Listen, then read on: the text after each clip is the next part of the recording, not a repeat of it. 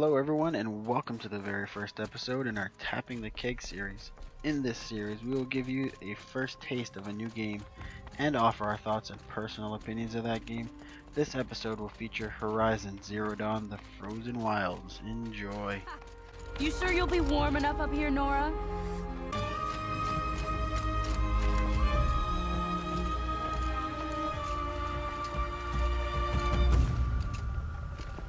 Smoke rising from the mountain. And the village, too. What's it for?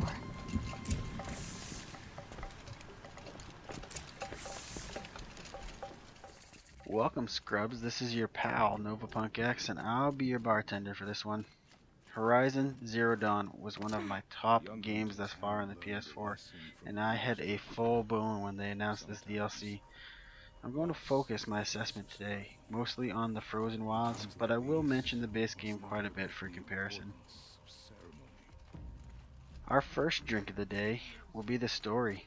This DLC takes place in the northeast section of the map, which was previously inaccessible, and delves deeper into the Banunk tribe.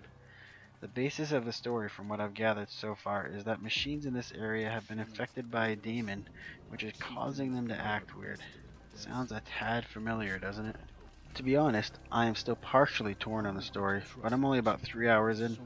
My major complaint this far is that the story seems to take place in the middle of the normal main story, and I was kinda hoping for this DLC to take place after the events of the main game. This is a very minor gripe, but I feel like so far they are placing me as the player into an area where I know more than the people around me because I've beaten the game. That being said, I think this DLC is an amazing addition to someone who is on their first playthrough. I'm excited to learn more about the world from a different perspective and a certain character from the main story who seems to be quite involved here. I've also been very impressed with the few new characters I've met and find the writing to be a bit more laid back and quite funny.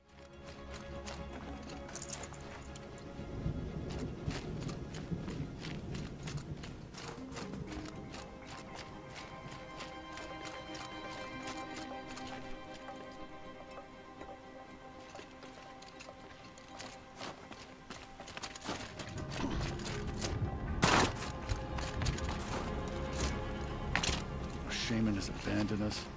Our chieftain has led our best to their deaths.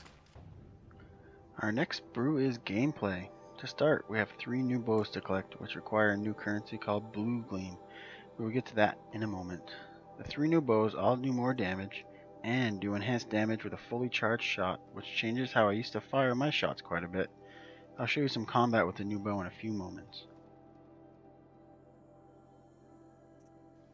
We also have 4 new outfits, one of which can be bought with the old currency and only offers a health regen stat.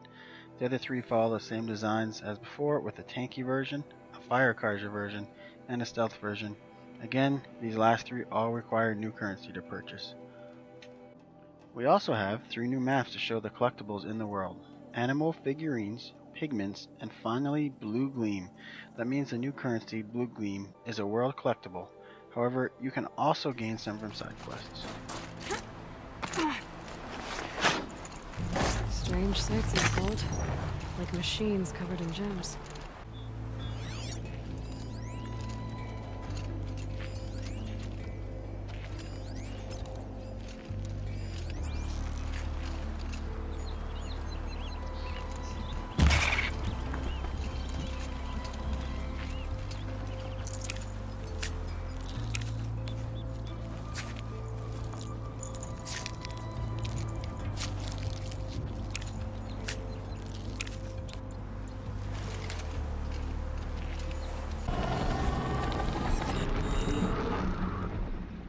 The combat portion of the game hasn't changed much since it was already quite good. In Horizon, there are many ways to handle the combat, including stealth, exploiting weaknesses, or just plain old hammering them with arrows. The addition of new bows changes combat by requiring you to power up your shots fully before firing for maximum damage. This slows combat down just a little in my opinion, but also creates a little more strategy as you try to get the shot off before getting clobbered.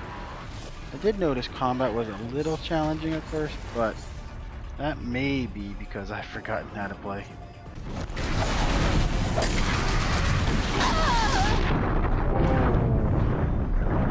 Get wrecked. Yes, I'm a scrub, I know. One last note on gameplay though. They've added 8 new skills for leveling up with points. These skills range from repairing mounts to even jumping off your mount to do an attack. Unfortunately, I was not able to get any footage of the jumping off the mount skill in my short time playing, so you'll have to play yourself to check that one out.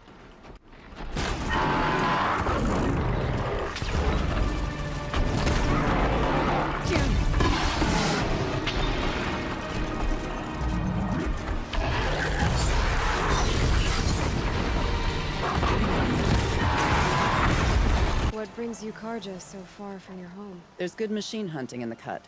Danger, too. Some have a taste for both, and they pay people like me well to guide them. We've had a bad run this time, even after I brought this priest along to read the signs. I did say the sun's light was cast quite red the night of the... Not your concern, though, Huntress. May your arrows find their mark. Onward we go to the next beer. This time, however, I have a flight of beers for you to sample. Side quests, voice acting, graphics, and music. The most notable changes here are some upgraded visual effects on the faces and lip syncing, and the slightly comical writing, as I spoke about earlier. Aloy. Me and my daughter, my assistant, Varja, my assistant and my daughter. We seem to get along better as business partners. Her mother wanted me to show her a trade. She started tinkering with weapons. Say, when you need a break from this Banuk carry-on, stop in and see her. You're both, how do I put it? Women? No, independent. As you can see, it's quite easy to get connected with these characters, which is a great thing. The story was always a huge selling point of this game for me, and this DLC continues with great story and great writing. The side quests continue to be fun, and so far I haven't had to kill X amount of creatures, or fetch anything for anyone. Graphics haven't changed, but again, this isn't a bad thing. The game looks beautiful, even on my first generation PS4. This game comes in at 1080p, 30 frames per second, and supports HDR on the regular PS4. On the PS4 Pro, you are able to bump it up to 4K resolution, however, still at 30 frames per second. They give you the choice of targeting a steady frame rate, where it will adjust the resolution as needed, or to target resolution and keep it at 4K at all times, where it will adjust the frame rate as needed. I do not have a PS4 Pro to test on, but from what I hear, the frame rate even at the 4K setting stays pretty steady. There are some noticeable new graphical changes specific to the area, such as tracks in the snow, which hang around for a while, and Aloy's animations when running and walking in the snow. Both things look great. Lastly, the music and sound here continue to impress and really fit well for the game. I don't know what Aurea found up there. A shaman's not going to talk to an outlander. The machines in the cut are getting more vicious, that's a fact. It could be because of the daemon, or it could be because they all got indigestion, for all I know. But Aurea's not around to explain. She took off, and no one knows why. Have you ever heard of a man named Silence?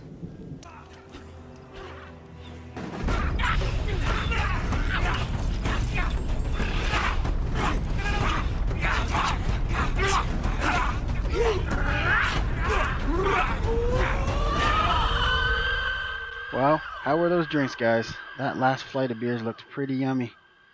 I guess this is the point in the video where we're going to see how Horizon Zero Dawn The Frozen Wilds stacks up. I'm going to give this game a solid 5 beers, and I'm even going to throw in a shot of whiskey to put it just over the top. I couldn't quite go all the way up to a full 6-pack though, because I feel like it's a continuation of the current game without any major improvements or innovations.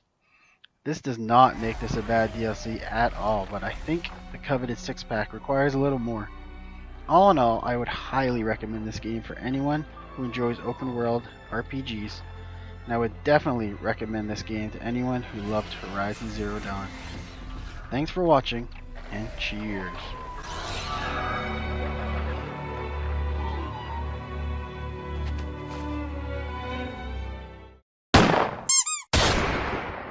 Howdy everyone, this is Radid. If you like this video, hit that like button.